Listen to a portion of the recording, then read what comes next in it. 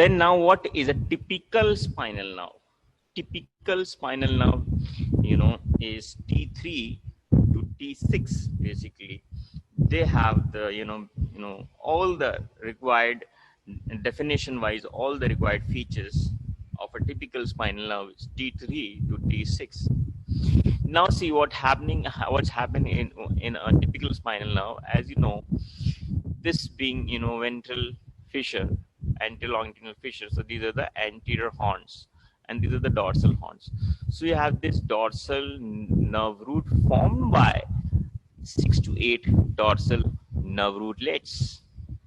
Similarly, you have a ventral nerve root which is formed by 6 to 8 ventral nerve rootlets, right? Now all these nerve rootlets covered by their meninges will approach towards the intervertebral foramen, where this dorsal nerve rootlets will have their cytons collected to form the dorsal root ganglion in the intervertebral foramen. The two roots will join to now form a spinal nerve. This actually is the spinal nerve. Definition wise, nerve is this, like we call ulnar nerve, sciatic nerve, radial nerve. They are actually a misnomer if you say the definition wise. Nerve is this. Now all the nerves, they will either be branches from the dorsal primary rami or the ventral primary rami. So the spinal nerve, as it emerges from the intervertebral foramen, in case of cervical from above the corresponding vertebral level, and in case of thoracic and below, they all will emerge from their corresponding below to their corresponding intervertebral vertebral level. So these spinal nerves, as they will emerge out from intervertebral foramen, they will, at the level of the transverse process, they will soon divide into a minor division. That's the dorsal primary ramus, and a major division, that is the ventral primary ramus. This minor division, dorsal primary ramus, supplies only posterior 1/3 of the body wall, and it does not supply the limbs. ठीक है, अभी spinal cord का भी कुछ इसी तरह का था, ब्लड सप्लाई. वैसे ही कुछ similarly is in case of the nerve supply. The major division, that's ventral primary ramus, will supply the ventral 2/3 of the body wall, by the ventral primary rami, and of course the anterior 2/3 will include the upper limbs and the lower limbs. So the nerve supply of upper and lower limbs is by the ventral primary ramus. Okay. So this is actually what passes through the intervertebral foramen. It's actually the trunk that you call is spinal nerve in the intervertebral foramen. Now the important thing is, as this ventral primary ramus emerges, soon there on the lateral side of the spine, you will find that there is a sympathetic ganglion, a chain of vertical chain of sympathetic ganglion, a beaded chain right from C2, right, upper border of C2, or other, let me say, upper border of C2, atlas ka lower border, down below till the tip of coccyx. So you have this sympathetic chain, and this sympathetic chain, in case of sympathetic and parasympathetic outflow, will be connected to the ventral primary ramus with an incoming and an outgoing roots. So the incoming root is the distal root. Remember, incoming is the distal root, and that's the white rami communicantis. And because it's myelinated fibers, it's a white rami communicantis. In case of sympathetic, I'm talking, and then there is a proximal nerve rootlet which connects the sympathetic chain to the ventral ramus, is outgoing rootlet, which is called gray rami communicantis. And it's gray because of non-myelinated fibers. Okay. Then the further course, they'll ascend up in the vertical chain, or they'll descend down in the vertical chain, or they might pass out from the corresponding spinal nerve, right? So then Then this spinal nerve, like if we're talking about thoracic nerves, this spinal nerve will now enter the intercostal spaces. This ventral ramus will now be called as intercostal nerve in case of thoracic nerve, because we're talking about typical spinal nerves. We are focusing upon T3 to T6. So this will now enter the intercostal spaces in between which two muscles? Can anybody tell me? The intercostal nerves run in between which two muscles? The neurovascular plane in a chest wall is between which two muscles?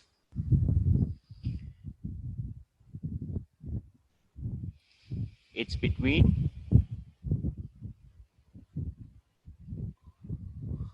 the internal intercostalis, internal intercostal muscles, and innermost. Yes, Akash, it's correct. It's in between internal intercostal and innermost intercostal muscles, right? Between the inner two layers, you find the neurovascular plane. So this spinal nerve will now run in the intercostal space between the inner two muscles, right?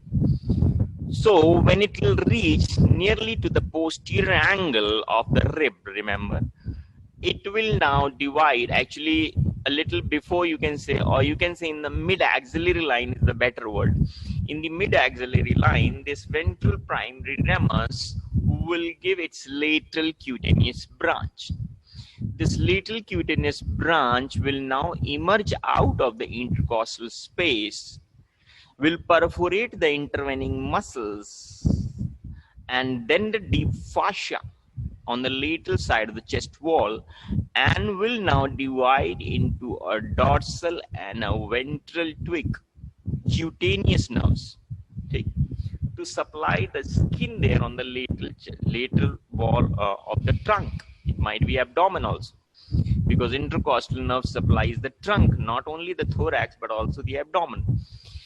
So they will not now divide into dorsal and anterior and dorsal division, cutaneous from the lateral cutaneous branch. Now, who will tell me that this nerve was running? Let's say this is T4 spinal nerve running in between which two ribs? Fourth intercostal nerve runs between which two ribs? Between third and fourth, or between fourth and fifth? Fourth intercostal nerve runs between, yes, it's correct, it's between fourth and fifth ribs. Abdul and Akash, they, the ribs, any intercostal nerve runs below its corresponding rib. So it's running here, or you can say it actually runs at the lower, there's a costal groove on the lower border of each rib. It's that space where it's running, or intercostal space, if we say, is below to the numerically corresponding rib. So fourth rib intercostal nerve will be running between fourth and fifth rib, in the intercostal space between the fourth and fifth rib. Then who will tell me what are the muscles that the lateral cutaneous branch will perforate to become cutaneous? First whistle, what will be the first muscle that this lateral cutaneous branch will perforate? It will first of all perforate in the mid-axillary line, right? Lateral chest wall. So first muscle that it will perforate will be internal, very good. Internal, Akash. Internal intercostalis. The first muscle that will perforate will be internal intercostal muscle. Then the next muscle that it will perforate will be, the next muscle it will perforate, very good, external intercostal, Shejal. The next muscle it will perforate will be external intercostal muscle.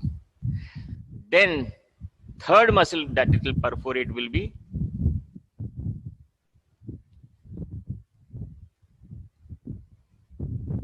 third muscle on the lateral chest wall before it becomes cutaneous. Yes, serratus anterior. Okay, Shejal, Kash. It will be serratus anterior now, right? Because we are talking of T4, and serratus anterior takes origin from the upper 8 ribs on the lateral chest wall, right? and that takes origin from the outer wall of the outer surface of the upper eight ribs behind the anterior angle of the ribs, right? And anterior angle is much anterior, so all this surface on the outside is covered by serratus anterior. So the third muscle that will perforate will be serratus anterior, and after that it will perforate the deep fascia, and now it will become cutaneous and will run in the superficial fascia with its dorsal and ventral twig. Got it? Now let's about the intercostal nerve, which further continues in the intercostal space. When it reaches to the parasternal space, right? Or you can say now this space here is interchondral space, like below to this costochondral junction, right? That is a primary cartilaginous joint, costochondral joint, right?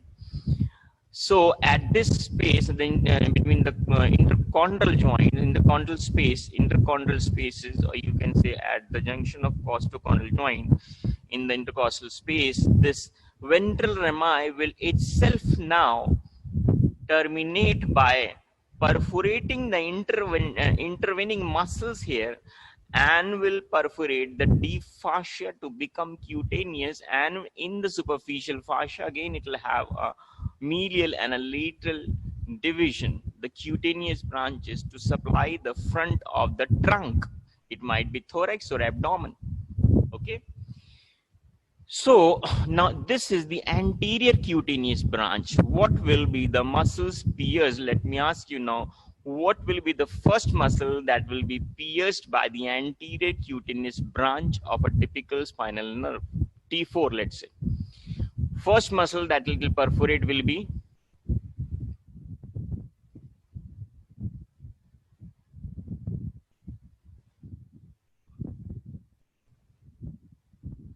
anterior cutaneous branch. The first muscle that it will perforate will be, it's T4 spinal nerve. It's running between fourth and fifth rib, right? And when it reaches in the anterior or parasternal level,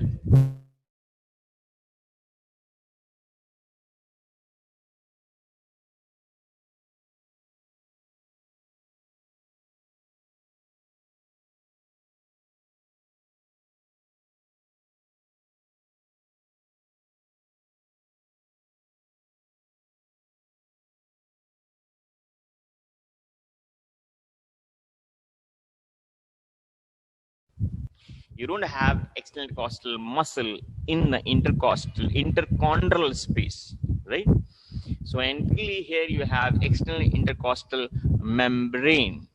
So the first thing it will perforate will be external intercostal. First thing, of course, Akash, you're correct. First of all, it will perforate internal intercostal muscle, then it will perforate external intercostal membrane, and then it will perforate pectoralis major. Okay? So then it will perforate pectoralis major. Three structures the anterior cutaneous branch will perforate: firstly intercostal muscle, then external costal membrane, then pectoralis major, right? Upper six ribs, parasternal border, lateral half the sternum, right? And the upper six ribs, costal cartilages of the upper ribs, six ribs. ठीक से, तो इस वजह से यहाँ पे pectoralis major को perforate करेगी, then pectoral fascia or the deep fascia, and it will become cutaneous. So this is how you can see the anterior 2/3 of the body wall is covered, both cutaneous, in the cutaneous plane as well as in the musculoskeletal plane. These you can see in the intercostal nerve will also give muscular branches during its course. These are the muscular branches. So anterior 2/3 of the body wall is being innervated by the ventral primary rami, both cutaneous and musculoskeletal. Okay. Now this dorsal, which is a minor twig, which winds posteriorly immediately when it emerges out, soon winds medially. But medially, first thing, of course, it will supply the axial muscles of the back. including the erector spiny, multifidus, longissimus cervicis, longissimus thoracic, जितनी भी उधर है, sorry ये तो pre vertebral पीछे की तरफ जो होती हैं लंबोसेक्रल्स वगैरह, they will be in the back, उनको सप्लाई करेगी, ठीक है, levator, costae and all, whatever muscles in the back you have, they will be innervated by this dorsal ramus in the occipital region. Remember, occipital region में क्या थी? Rectus capitis, posterior major, minor, right? Splenius capitis, semispinous capitis. Those are all the muscles in the back. They will be innervated by the dorsal primary ramus. Now this dorsal primary ramus, after supplying the axial muscles of the back, it will perforate the deep fascia and will become cutaneous and will now divide into a medial and a lateral cutaneous branch. Now this medial and lateral cutaneous branches will supply the skin on the back, but only in the posterior 1/3 of the body wall. Got it? So that is the cutaneous distribution, posterior 1/3, and the muscular distribution, of course, is in the axial musculature on the back. So posterior division supplies only 1/3 posteriorly the body wall as well as the skin. Now you see, actually body wall pe hum on the surface, if you see this entire belt of skin on one side, right from the posterior median plane to the anterior median plane, this entire belt of skin is called a dermatome. T4, in case we're talking about T4 spinal nerve, so this will be called T4 dermatome. It is like a belt, and if you consider the opposite side also, it will be here like this. So the entire band of skin being innervated by the cutaneous branches from the dorsal and ventral division, from the lateral cutaneous, anterior cutaneous and posterior cutaneous branches, together it will cover up a belt of skin circumferentially in the trunk, and that's called a typical dermatome. That's why typical dermatomes are also T3 to T6. ठीक? Okay, तो ये तुमने dermatome के बारे में भी पढ़ लिया इसी वक्त। अब बात ये आ रही है कि ये जो डीआरजी है, इसके बारे में थोड़ा क्लिनिकल पॉइंट ये है कि नॉर्मली जो ये अल्फा हर्पीस वायरस होता है, alpha herpes virus is varicella zoster virus, ठीक है, which causes chicken pox infection. Normally अब ये इन्फेक्शन इतना प्रिवलेंट नहीं है, बिकॉज वी इसके अगेंस्ट वैक्सीनेशन हो जाता है अर्ली चाइल्डहुड में, और इस वजह से भी, और once it happens the body develops immunity against this infection. So it's a viral infection, herpes zoster virus, that is alpha herpes virus. Now because it's skin infection होता है, right? अब स्किन में इन्फेक्शन होता है, virus enter करता है, and virus को एक एफरेंट रूट मिल जाता है. इसके बाद अगर ये वायरस कोई भी when we talk about afferent route means what?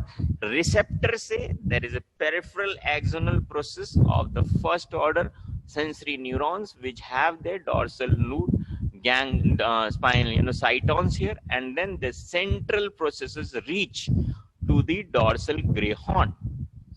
So because infection ascends up through this pseudo unipolar neurons, the first order sensory neurons, so the infection on the surface of body will ascend up through this primary or the dorsal rami and will reach there and will get a space to get localized and colonized there in the dorsal root ganglion. So once you get immunity against this to combat this infection, your virus doesn't flares up. It rather stays in your body as a latent virus. Or you can say as a carrier of a virus, a person having the infection, having the virus localized, tamed there within this DRG, having a lot of immunity, the virus doesn't cause any harm, but the virus stays there in DRG, but this person can be infectious to others, right? So this establishes latency in the sensory ganglion or DRG. Okay? So this is a sensory ganglion that if it's asked like जो latent period होता है person suffering chicken pox, the virus resides in the dorsal root ganglion. ठीक है, herpes जो virus है वेरिसोला zoster का, वो career persons में कहाँ पे होगा, DRG में होता है. ओके, नाउ ये जो क्यूटेनियस ब्रांचेस हैं डॉर्सल रेमस से, देखो एंटीरियर प्राइमरी रेमस है, ये तो सब के सब क्यूटेनियस ब्रांचेस देते हैं. ठीक है, I don't know about coccygeal nerve, but all the anterior primary rami, they give out their cutaneous branches. S5 and first coccygeal, I have not heard कि इसमें cutaneous branches आती हैं, but otherwise all the spinal anterior ventral primary ramus, they give their lateral and anterior cutaneous branches.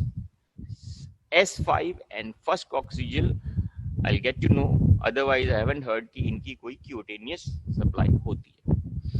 Similarly, dorsal primary ramus की cutaneous branches कुछ segments में नहीं होती है. So dorsal cutaneous branch is absent in, याद रखना, C1, got it, C1, L4, L5, S4, S5 and coccygeal nerves. ठीक, तो इससे ये चीज याद रखना अच्छे से कि ऊपर की तरफ फर्स्ट कॉक्सीजल नहीं होगा सबसे ऊपर, फिर नीचे की तरफ से अगर देखें तो L4, L5 में भी नहीं होगा, and S4, S5 and coccyx last 3 nerves में नहीं है, फर्स्ट में नहीं है, प्लस L4, L5 में नहीं. तो ये यू कैन से 3 and 3 यानी 6 स्पाइनल सेगमेंट्स हैं जिनकी डॉर्सल क्यूटेनियस ब्रांचेस नहीं होती है. यानी कि हम spinal, if you see the back of the body, तो ये dermatomes in the posterior 1/3 of the body wall में, these dermatomes will be missing. C1, L4, L5, S4, S5 and coccygeal segments, they don't have a dorsal cutaneous branch. Ventral में as far as I remember हमने नहीं सुना कहीं पे कि S5 और coccygeal nerves, spinal segments, they don't even have the ventral cutaneous branches. ठीक है, अगर होगा भी in case, that will be S5 के केस में that will be in the perianal region. Although perianal region में भी S3, S4 तक ही होता है. S5 को अगर मानेंगे भी वेंट्रल क्यूटेनियस ब्रांच, अगर कोई क्यूटेनियस सप्लाई होती है तो it will be in the perianal region. ठीक है, okay, so that was about typical